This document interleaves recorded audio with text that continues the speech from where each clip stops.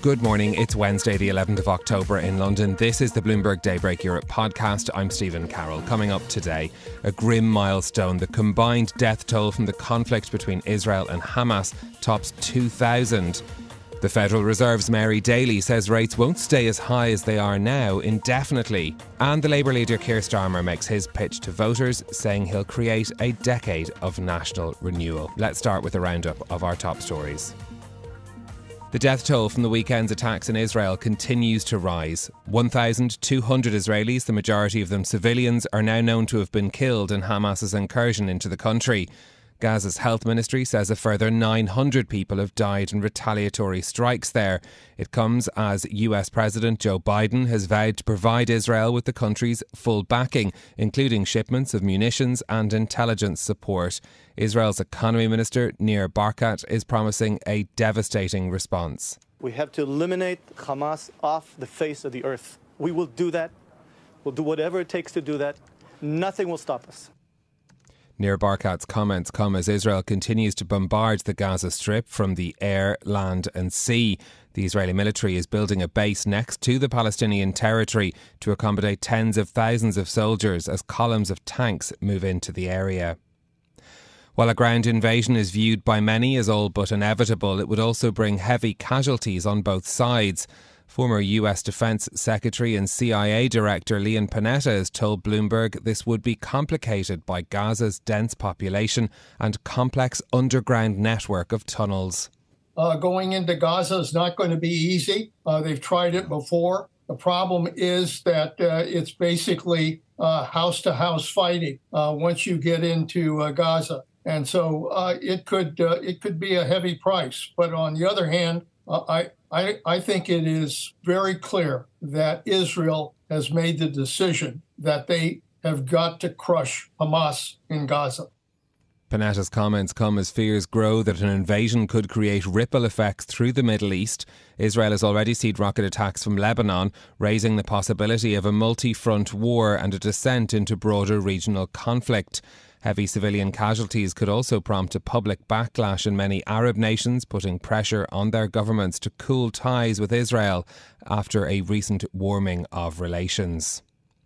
Here in the UK, the Labour Party leader Keir Starmer has made his pitch to become Prime Minister.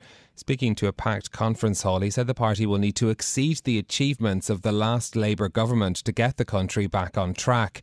A protester interrupted the start of Starmer's speech, covering him in glitter, but the Labour leader quickly recovered to tell his conference he'll create a Britain that's strong and stable.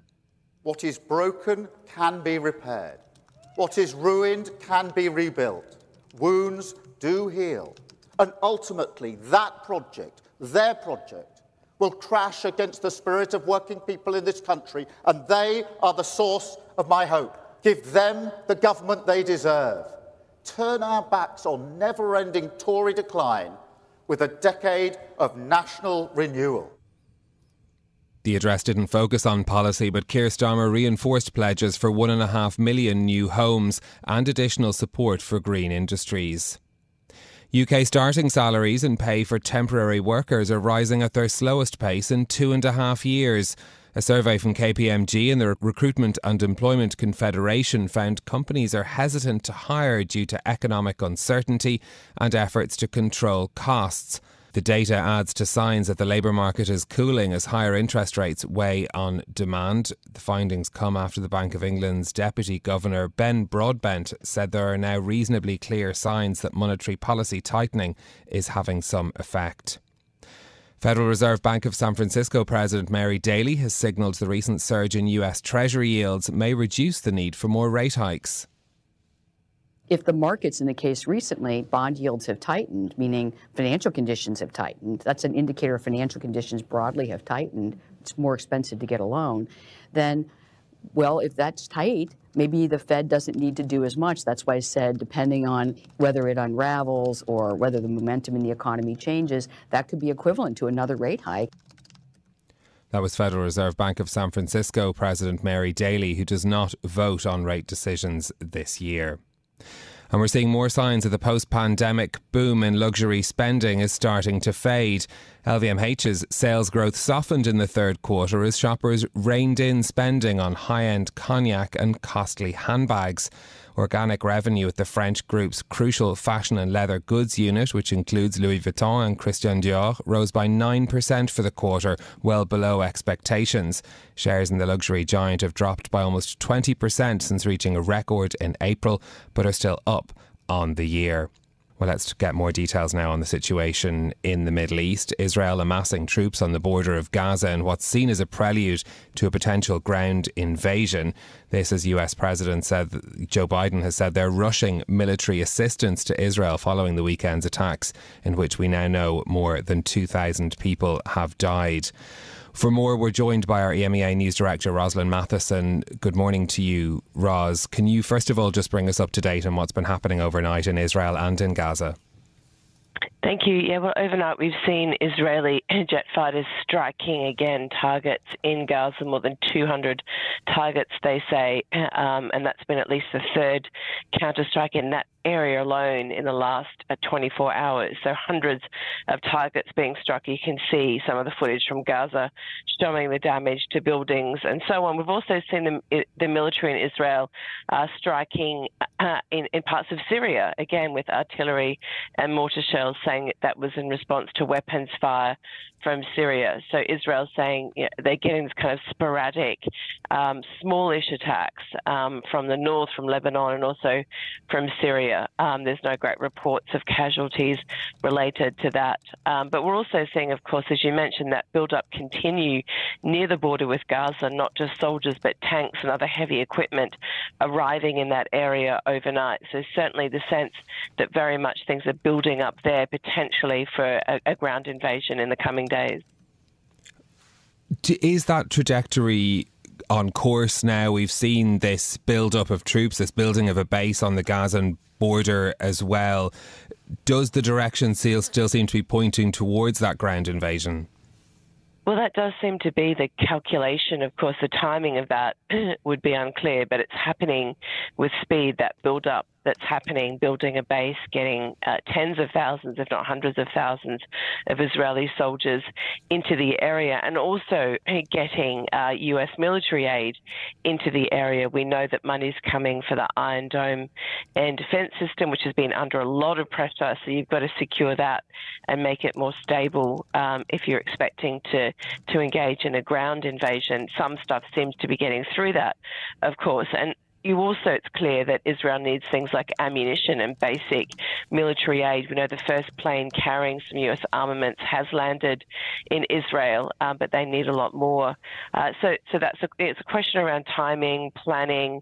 You have to think the ground war would involve potentially close quarters combat and a high density population area. So there's a lot to think about there before going in. And the question is, what is the US and other countries saying? They're not objecting to it, it seems, at least publicly, but are they urging some caution behind the scenes given the risk involved?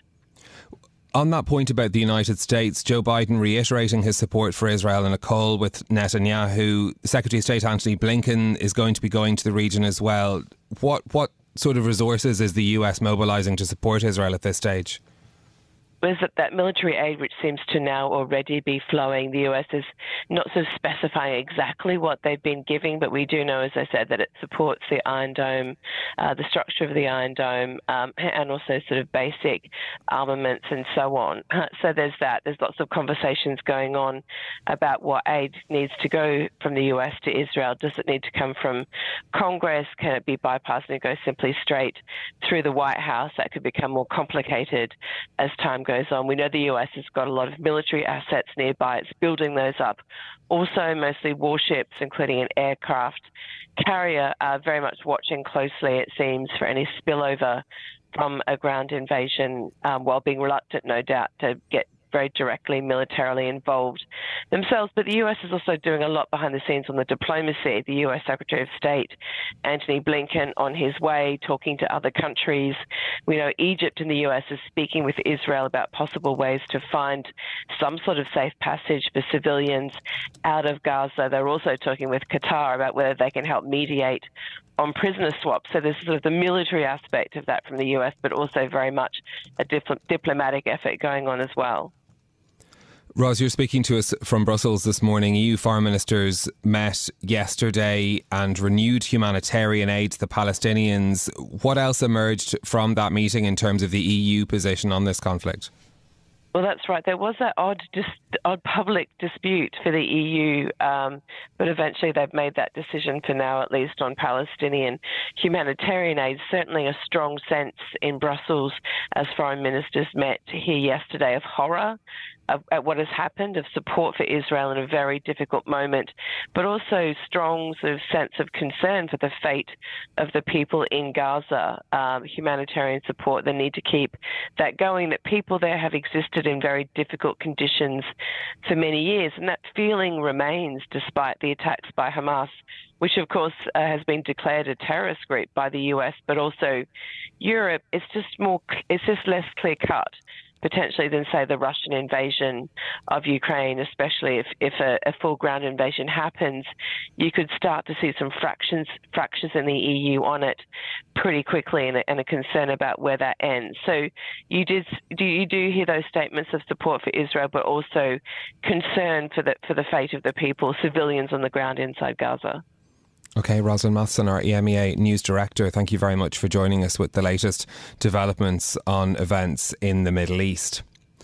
Well, let's turn to politics in the UK now on the final day of the Labour Party conference. In his speech there yesterday, Keir Starmer offered a mix of security, hope and patriotism as he sought to convince voters that his party is ready for power. Our Caroline Hepker was listening to that speech. She's live in Liverpool for us this morning. Caroline, good morning to you. This was the biggest speech of Keir Starmer's political career. How has it been received?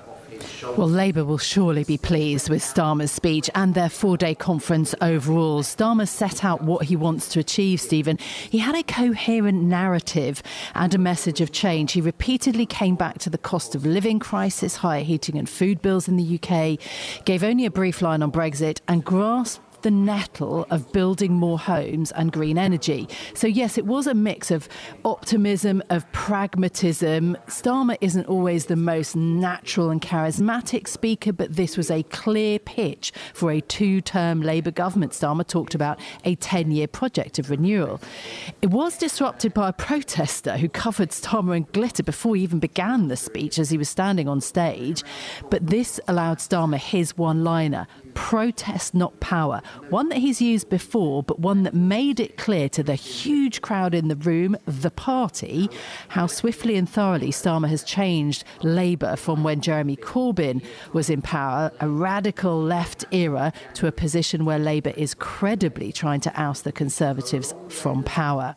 He also used Labour's political history, I thought, in a very interesting way to his advantage. He compared the Conservatives' record in office to the last successful Labour leader, Tony Blair. 13 years of things can only get better, the Blair tagline and song, versus 13 years of things that can only get worse. He did, though, try to dampen expectations for immediate results. Were Labour to get to number 10, get Britain's future back was his motto, but that the party still have work to do to convince voters. Naomi Smith, the CEO of Best for Britain, a UK lobby group, summed it up, a speech that told the ordinary voter why he should be the next Prime Minister. Leading up to this conference is that we hadn't heard enough detail about what exactly it planned to do in power. You've been speaking to people there all week about this. Are we any clearer now on their plans as we come towards the end of the conference? Yeah, so Starmer got the tone about right, according to many of the Labour MPs and political strategists, at least in the speech yesterday. On policy, I'd say we got a sense of direction rather than any big announcement. We still don't know, for example, how quickly Labour will deliver on this pledge to make the UK the fastest growing country in the G7. But there was a clear dividing line being drawn with the Conservatives on green policy and the energy transition. Starmer talked about renewable energy, grid infrastructure, electric vehicle manufacturing. We also heard about Great British Power, which is Labour's plan for a publicly owned clean energy company, and that will be located in Scotland, Starmer revealed, where, of course, winning seats at the next election would be pivotal. Starmer strongly criticised the Conservatives for rolling back on their green agenda. He talked about speeding ahead on renewables. So that was the sort of policy tone. But I also want to say that we shouldn't underestimate the idea of building 1.5 million new homes in Britain. Starmer talked about bulldozing through the planning regulations, building, like the Labour Prime Minister Clement Attlee post-war, the next generation of new towns, so towns near cities, and that these would be actually funded by the private sector. And just lastly, in terms of whether all that building would mean tearing up the Greenbelt, Starmer said clearly it wouldn't. This is Bloomberg Daybreak Europe, your morning brief on the stories making news from London to Wall Street and beyond. Look for us on your podcast feed every morning on Apple, Spotify and anywhere you get your podcasts. You can also listen live each morning on London DAB Radio, the Bloomberg Business app and Bloomberg.com. Our flagship New York station is also available on your Amazon Alexa device. Just say, Alexa, play Bloomberg 1130. I'm Stephen Carroll. Join us again tomorrow for all the news you need to start your day, right here on Bloomberg Daybreak Europe.